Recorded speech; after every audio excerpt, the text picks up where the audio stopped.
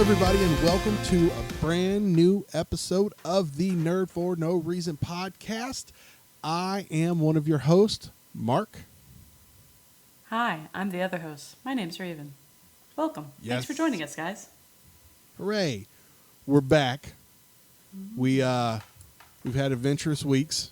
I think we've done talk for like 20 minutes off air about this, and we're not going to bring y'all into that because it's a whole thing. But welcome to the podcast. We are like a movie review podcast and some nerd stuff. We talk about nerd stuff, you know, all the fun stuff. That's what we do here at the Nerd for No Reason podcast. And we got a doozy of a movie for y'all this week. I am super excited to talk about this because I know that we have been wanting to talk about this for a while. Cocaine Bear. Hey. Raven, I will ask you the question that I ask every week. Did you like it? Dude, what's not to like about a movie where a bear is just like high off its ass on cocaine? Just, you know, doing its little life thing. What about you, Mark? Did you like the movie? I dare say there's a lot to dislike about this movie. Hey. While I didn't dislike it, I felt like it could have been a whole lot better. I mean, that's fair. There was oh man. All right, let's go ahead and get into it. So this movie is loosely based off of a true story in of the fact that I guess back in the 80s a cartel dumped a bunch of cocaine out of an airplane or a plane crashed or something, and they found a bear dead in that area that apparently had overdosed on cocaine. Yep. Had gotten to the cocaine, snorted it all up, and the bear basically had a heart attack and died. Mm-hmm. And the running joke on the internet for a long time was that for about 30 minutes, the apex predator in the woods was the most dangerous animal on earth. You know, a coked up bear. Ha ha, funny. And I guess Elizabeth Banks directed it. Who wrote it? So they were like, yeah, sure, this seems like a good premise for a movie. And while I do agree it is a great premise for a movie, the thing that kind of got me is that it kind of didn't know what it wanted to be. That's fair. There's so many different kind of competing storylines that don't need to be there. Yeah. For me. You know how it like opens up with that scene where it's like the couple that are like hiking through, homeboy's fiance gets taken, and then out of nowhere he just like pops up again, and then he's gone in like 5 minutes. Right. Yeah, like what was the point of that storyline? But I guess it's, you know, to find out cocaine was out there. Yeah, he should have been gone. Like there's no need to bring him back. What's the best way to say this? Because I don't want to sound too pretentious here. Like, oh, I would have made the changes. But if I was making the changes, if I could change stuff in this movie, the storyline with the kids, gone. I don't feel like they served any purpose at all in this movie. Oh yeah. It was funny that these kids, they got into some shenanigans and it was all fun and they said some funny lines, but that would have been gone. Honestly, this movie would have had Ice Cube Jr. and his buddy that he was running around with, and the story would have been focused on them. And we still would have had Ray Liotta coming in every once in a while. His role would have been the exact same. Mm-hmm. And I think I probably would have got rid of the cop and then the dirty cop. I would have got rid of that. That whole dog storyline would have got rid of all that. I'm sorry, you don't want to see a cute little Maltese just doing nothing, where the dude literally in the beginning was like, have you ever had a dog? Yeah, I had blah, blah, blah, blah, blah. Did he like to play fetch? Oh, no reason. And it's just like, what is the purpose of this? And then the next thing you see is he's like, I was supposed to get a lab, blah, blah, blah, blah, blah. And he's just like looking at this little box of a Maltese that he's had for a day. Right. But it just seemed so, oh man, I don't know. It was really just like the writer was like, man, I'm going to just try to cram as much shit in here. Look how clever I am by setting up this thing, and then we introduce it later. And it just didn't need to be there. Mm-hmm. You know what I'm saying? So, man. Maybe they were on cocaine, and they were just maybe. I think I've talked about the Key and Peele sketch where it's like the Gremlins 2 movie where they're just like, yeah. Yes, yes, yes, throw it in there. And someone was just in the writer room basically doing that. I wouldn't doubt it. But it's like the comedy stuff, the gory stuff I liked. And it was like, I just wanted to be a little bit more goofy, just a tad. Because you could have gone just a little bit more goofy and not gone into like complete buffoonery territory, but it could have been just a little bit more campy, because we are dealing with a bear that is hopped up on cocaine, so yeah, I think, that was kind of my big beef. What did you like really think of it? Kind of getting into the nitty gritty of it. Chris and I watched it together, and he was like, hey.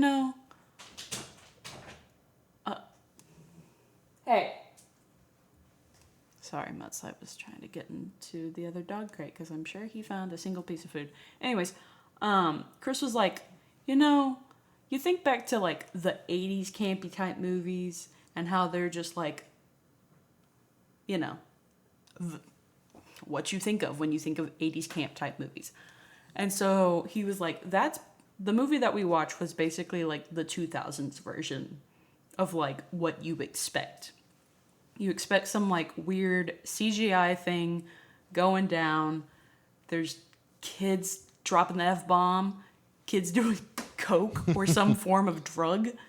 And then,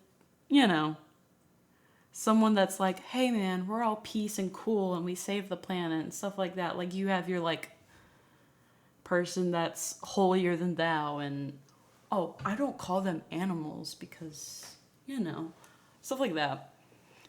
I thought for a dumb movie that it was, like, I knew it wasn't gonna be the greatest thing that I've ever watched, and it basically like lived to the expectation that as soon as I found out it was a cocaine bear movie, I've heard the story of the actual like background of whatever. And I was like, okay, they're going to do some stupid stuff with it. And it's just going to be a wild little ride that we go on. I mean, I get where you're like, I don't know.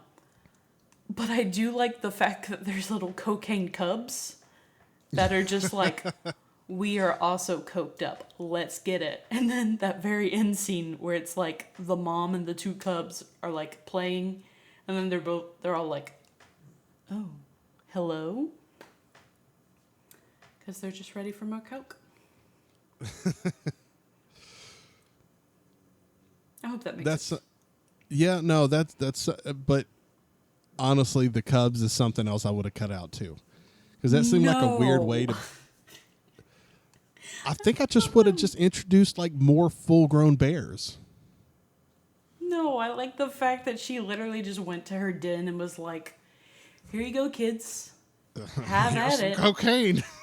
But the fact that the Cubs were still just like in the little cave and weren't like, trotting around out there just causing chaos. Like if they had done something like that, I guess it would have made more sense for the Cubs. But since they were just hanging out in the cave, it's not like they really had anything until like the very end.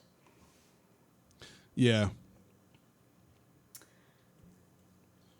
after the like cocaine spills and the Sid dude is like killed and whatnot, I just looked at Chris and I was like, and they say that cocaine still reigns in these airs. However many years later, like 40 years later. So now I'm like, oh, you know, if you I wanna listen go closely, you can hear the sounds of bears sniffing cocaine off the rocks of the Georgia mountains.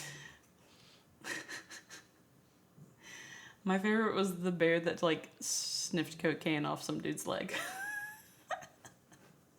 That was so funny.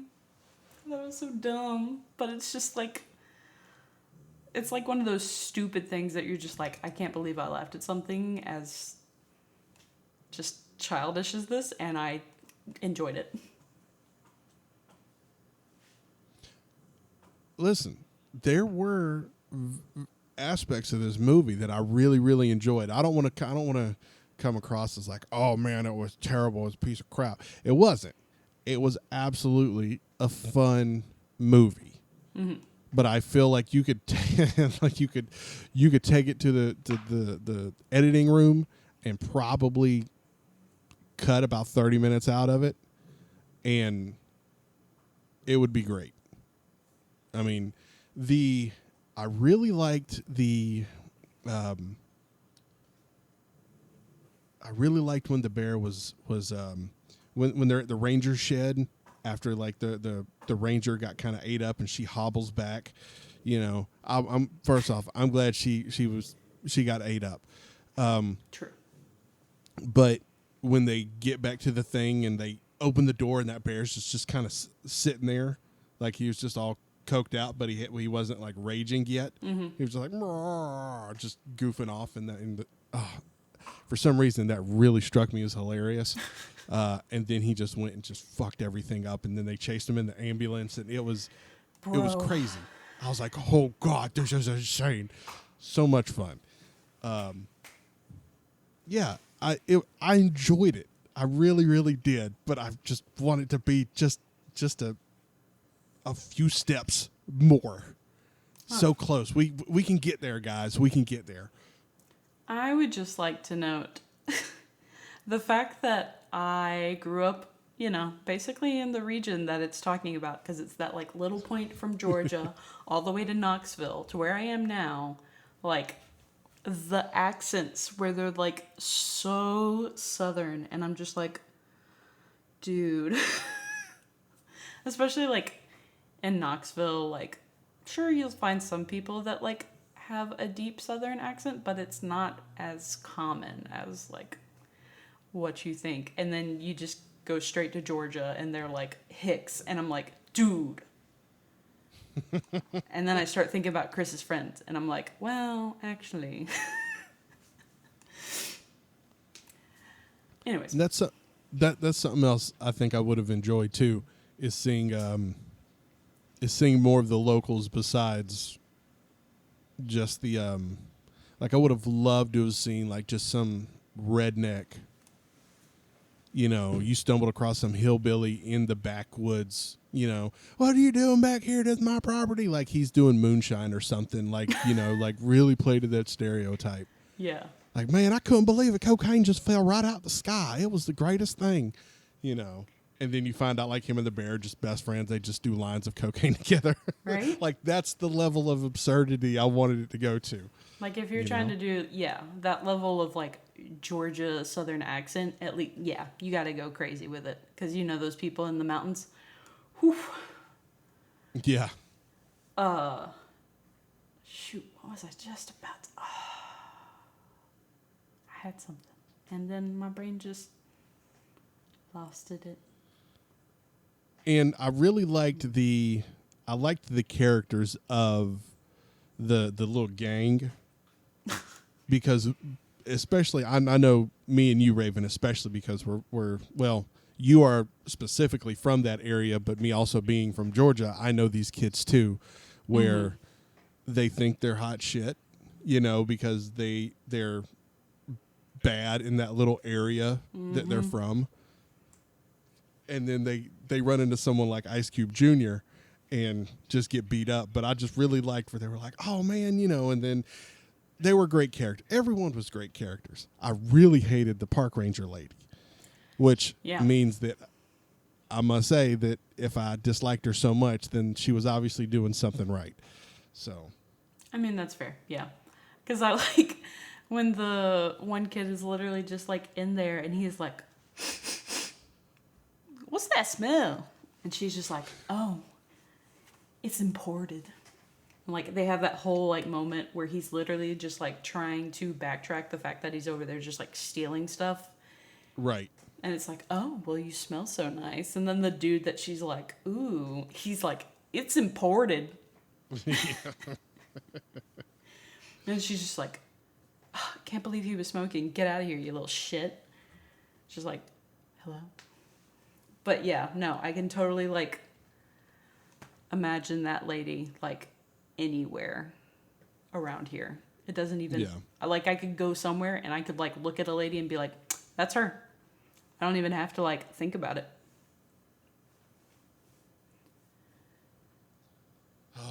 So for the Letterboxd score.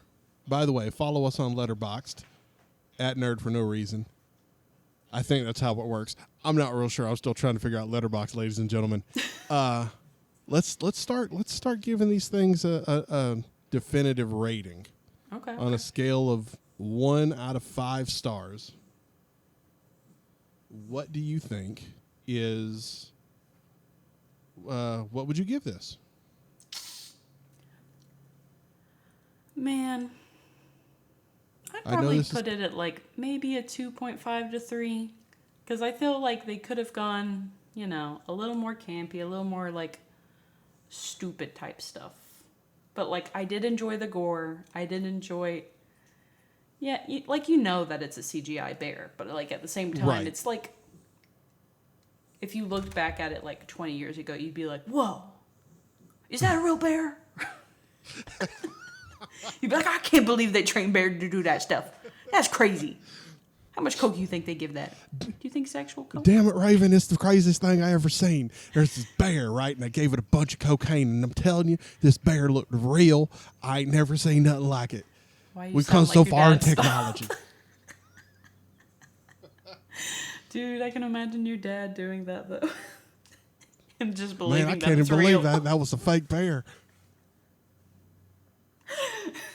Or as one of Christopher's cousins would say, he's like, oh, man, we used to give him so much hell when he was like really, really little. Like, oh, there's a bear over there. Oh man, I ain't never seen, like his drawl was drawl. Oh man, there's a bear over there. Are you sure you're not thinking of Chris? Because there was a time that his mom and him were saying something, and she was like, no, it was Christopher doing it. And I was like, bro. But maybe he got it from the cousin? Are you talking about Michael? No, I'm actually talking about Austin. Okay, I believe that. This was actually before Chris was even born. Oh, okay. So, then yeah, no, I totally believe that one. Yeah, it was Austin. Love it. So. All right. Well, cool. Wait, yeah, I agree. 3 stars is it's 3 stars, solidly like right in the middle. You know, I enjoyed it. I had a good time watching it. Maybe I might put it on in the background later on, just to kind of have just fun nonsense to have in the background. And I'll tell people, you know, to give it a shot, check it out, watch it. But, you know, I'm not going to go out of my way and be like, oh, man, cocaine bear, woo. Unless I was on actual cocaine. But then I'd probably be more worried about my heart exploding. That's fair. Hashtag old age. Yeah. You're not just, you know, a spry elementary kid skipping school. Every day I feel older and older. Hey, that could be your kid skipping school to go get some Go nature and getting high off the woods. No. Bless. No. My kids would be like, no, I'm going to go home and watch YouTube, stare at my phone for a couple hours. That's true. But in 1983, is that when this movie was set? Yeah, something around mid there. 80s. Yeah, no, that was 100% what 10-year-old Mark would have been doing. Is like, oh shit, like I'm gonna go run out and play in the woods for 8 hours and come home.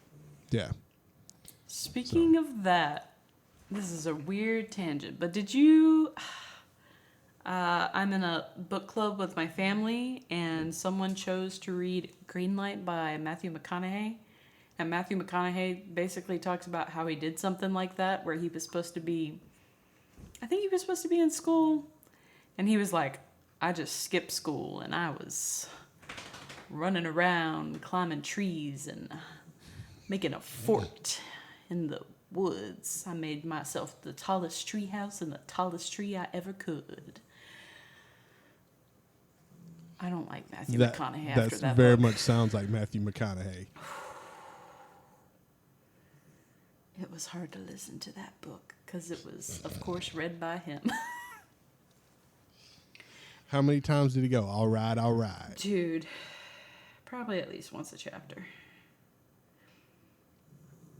Hey, everybody, I'm Matthew McConaughey. All right. He would literally say the title of his book every chapter. Because it was like, it's called Greenlight, so it's basically, like, go. So he'd be like, Green Light. And then it'd start with a new chapter. Where he'd basically, he'd just like sit there and be like, Chapter 16, the time I went to Australia, blah, blah, blah. And I was just like, bro, you can tone it down. It's okay. Anyways, sorry to the Matthew McConaughey fans. But, it's all right, all right, all right. I ain't with the mans no more. Oh, man. All right. Well, you got anything else to say about the Cocaine Bear? No, but, actually, I guess so. Yeah, don't litter in the forest. Be like that guy, but not like crazy like that guy. Anyways. I agree with that. What I'm would Nerd for no Smokey do? reason, and I approve that message. All right, let's talk a little bit about the future. Future. And by the future, I mean next week, because we are coming to the end of our first part of our animation elimination bracket. Bow, bow, bow, bow. So, quick recap. My kid asked me what my favorite animated movie was, and my brain broke. So I decided to take it to the streets, as it were. We've been running this contest for, I'd say, about the last month on Twitter so far, and I've got it broken down into individual brackets because that's the only way I could figure out how to do this. Nice. I am doing a bracket that is strictly traditional animation, i.e. hand-drawn, cel-shaded type of animation. I'm doing another bracket that is all CG. I'm doing another bracket that is all mixed media, which is going to be like your Nightmares Before Christmas, your Claymations, your probably Roger Rabbits, which is like animation, live action mixed.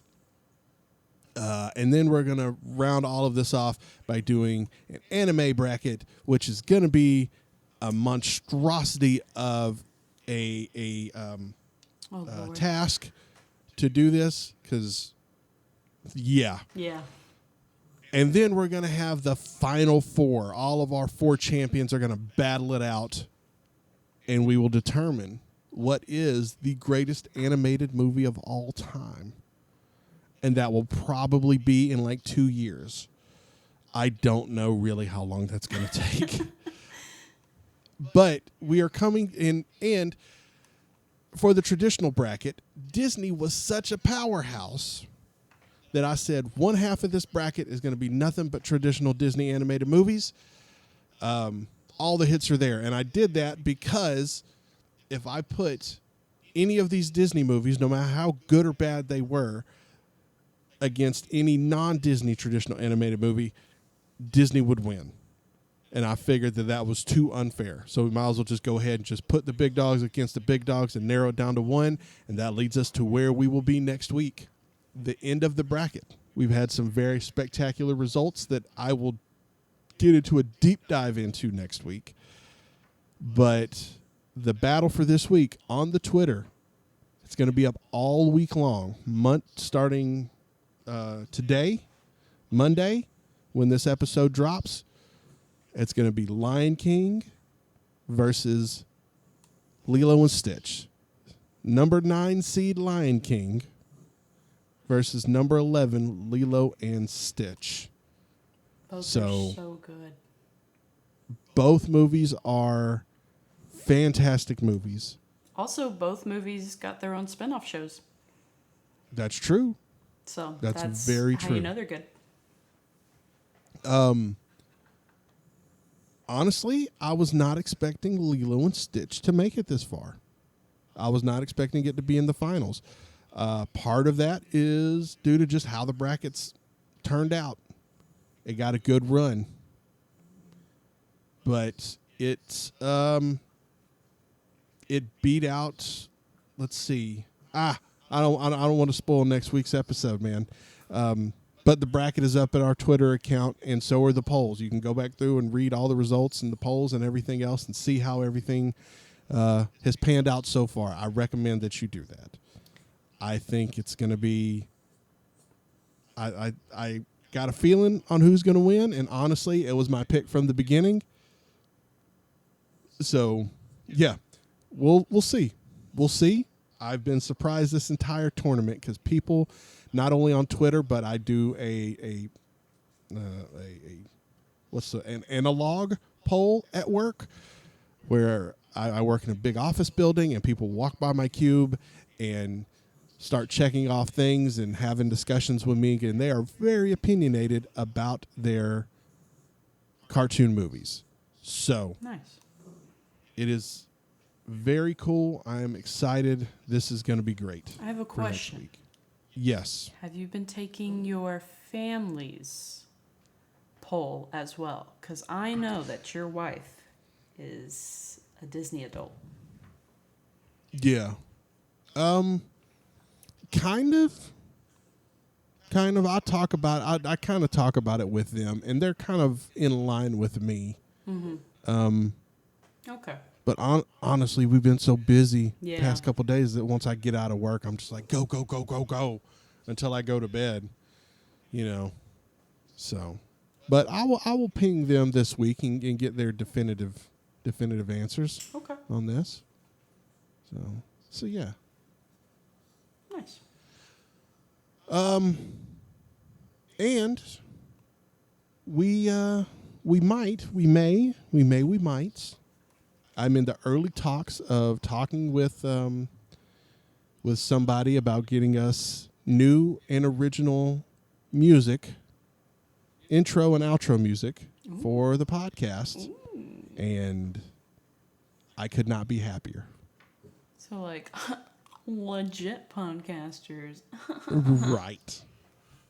It's going to be so cool, and then we're going to have our own music, and then when we go do stuff, we could be like, oh, we ain't got to worry about getting rights for stuff.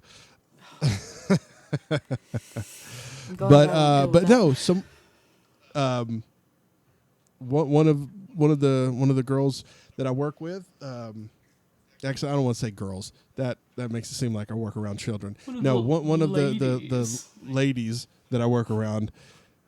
We got to talking about the animation elimination tournament, and I told her it was for the podcast. And she does in her spare time, like I do 3D printing. She makes music for video games. Ooh. And she said, "Hey, you got a podcast? Would you like some music?" And I almost cursed at her because I was like, "Yes, of course," and I almost was like, yes, shut the fuck up. Yes, you stupid idiot. Of course I want your music. Right. Right. I almost got like that type of excited, angry at her. But so I listen to her music. I like it. I think that there's possibility there for her to do something. And I really hope by me putting this out into the ether now is not shooting myself in the foot. So in a couple weeks, if you don't hear any change in the music, that means it fell through. So we'll see how it works out. Even if it falls through, she's still a great person. And, actually, I would like to pick her brain and talk to her about making video game music, because that seems like a really cool topic of things to do. True. So yeah.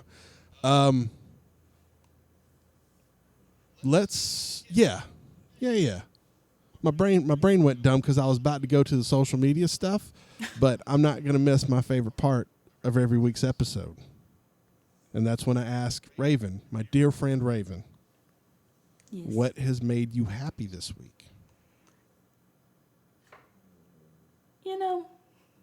I was trying to think of what genuinely made me happy, because I've had it wasn't the greatest week for really any of the groomers. We had a lot of van issues. We had issues with, just little incidences here and there. But in the end, I met some dogs that I really genuinely loved. I had one dog that wanted to be my best friend and basically just tried to come right back on the van with me to hang out with me all day, and it made my heart really happy. And I got so many comments back that people were like, "Oh my god, she's great, blah blah blah, we're gonna stick with you guys forever."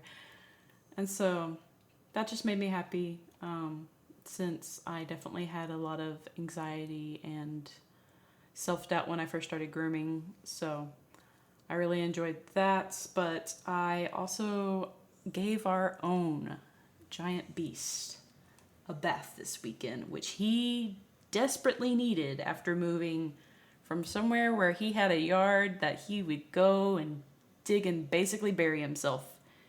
He's a big old white husky, and he was icky and kept laying on my couch.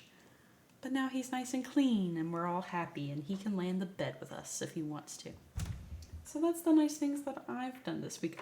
Oh wait, I finally dyed my hair again, which makes me happy, because I don't like having my standard brown hair. So right now, I'm sprouting spring flowers. Hooray. Yeah. And purple eyebrows for right now. Ooh. Yeah. I got some looks when I was walking in the store. Basically from just old men, and then little girls that are like, oh. But other than that, Mark, how about you? What's been making you happy? Well, not a lot has made me happy this week. Yeah. You know what's been going on, and I don't want to put it out on the air and bring everyone down, but it has not been a happy week at the Holland household. But in the midst of all this tragedy that's been going on, the kind of solace that I've found is from people like you, Raven, and my coworkers, and my little support structure that I have here. As corny as it may sound, knowing that I have my friends, my work friends, my friends that call and check on me, call and check and see how me and my family are doing and all that. That really made me happy. That was a lot. So that's one thing that made me happy. And then literally minutes before I came in here and recorded, I was talking to my wife and my oldest child, and I said, I'm going to go in here and record with Raven. I love you. And I leaned over and gave my wife a little kiss on the head, and my daughter goes, hold on, I have to quote her correctly. Oh boy. She said, do you know what I love you means in Spanish? What? And she goes,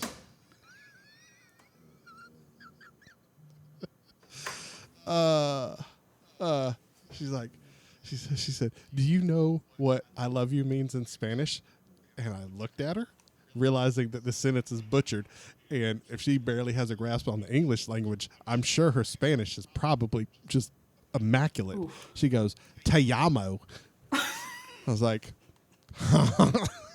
and me and Kelly just start rolling because we immediately thought of my aunt, who one time was drunk at a family gathering, and they were all joking around going, "Please pass their merlot. And they kept calling it merlot. And we all thought it was funny because we knew that we were intentionally saying it wrong. And my aunt looked at everybody with a straight face and half a buzz on going, "No, it's French. The T is silent." And that has been a running joke with me and my wife for years. And now my daughter was like, "Te amo." And we're like, you might as well just said the T was silent at this point. It's like, oh man, te amo, y'all. I think you need Like, to start oh, telling man. her that every morning. And then it just morphed into this thing of like her trying of like us making fun of or doing an impression of her trying to explain Spanish to us. Like, oh man, it's spelled with 2 L's, so it makes the it makes the ya sound. You know, G's, you know, you don't, if it's got a J in it, it makes the ya sound like a ya. Oh, know. bless. And yeah, we just went off with it. So, and I was literally on the floor laughing so hard as I'm trying to get in here to record. So yes, came in with the clutch. That made me extremely happy today specifically. Shout out to kids and their hopeful knowledge of, hey, here's something you don't know, mom and dad. That just makes you Right. go, oof. I'll I keep love that it. in my back pocket real quick. And you know what's so funny about, she's trying to learn Spanish, right? Mm-hmm. Through like Duolingo, which I respect because I'm using that to try to learn Japanese. And I realize that, you know, to learn a language, there's so much more involved and all that. Don't need comments. But we have multiple friends, and I mean, I can think of 5 right now where we are like close personal friends with them people. They are fluent Spanish speakers. They are family, like you can directly trace their family back to places, Spanish speaking origins. You know, Mexico, Puerto Rico, you know, that, Peru, Cuba. We have friends like that. And it cracks me up when I'm like, why don't you go talk to them and like learn Spanish from someone who actually speaks Spanish? Mm-hmm. And she's like, no. I'm going to do it I'm like, myself. get outta here. I'm a strong, independent girl. Te amo, y'all. Jesus Christ. Being a dad's great sometimes. Bless her. All right. Let's wrap this up. Raven, where can they find you on the social medias? Hey guys, you can find me over on the Twitters at, I forgot it for a second, spooky_Raven, or the Instagrams, that's a Raven Ellis. We can also be found on whatever platform you're probably looking for at Nerd for No Reason for the podcast. Mark, where are you located? I am on all the social medias at Turtles Do It. Yeah, that's it, man. At Turtles Do It. There might be some other ones floating around, but I think I've kind of abandoned those. I think Turtles Do It is the moniker to use right now. Nice. So, make sure you check us out on Letterboxd, Instagram, Twitter, all of that good stuff. We're here. We're all over the place. I'm kind of trying to do some different stuff to get us out there. Get us out there. Get a little bit more eyes on us. And hopefully it works. Nice. We want to interact with you guys more. We want you guys to, you know, throw some ideas our way to help us create some content that you guys will enjoy. Also, if you And- want to recommend any movies that you're like, hey, this is a good, interesting movie. It can be literally whatever you want. We'll do it. Absolutely. Because honestly, me and Raven, a quick peek behind the curtain of how unorganized we are. Usually when we get done recording, it's like, what do you want to watch next week? I don't know. Cool. I'll hit you up in a couple days and we'll figure it out. We've done that for like the past, 2 or 3 weeks, I think. Hey, but at least we've been having some fun movies. Right. Even though I complained a lot about Cocaine Bear, it was still a fun movie. Heck yeah. So, hey, what you gonna do? All right. With that, everybody, please go out and do something wonderful in the world today. You guys go and ingest all the cool medias out there. And we'll see you next week on the Nerd for the Reason podcast. Goodbye. Goodbye.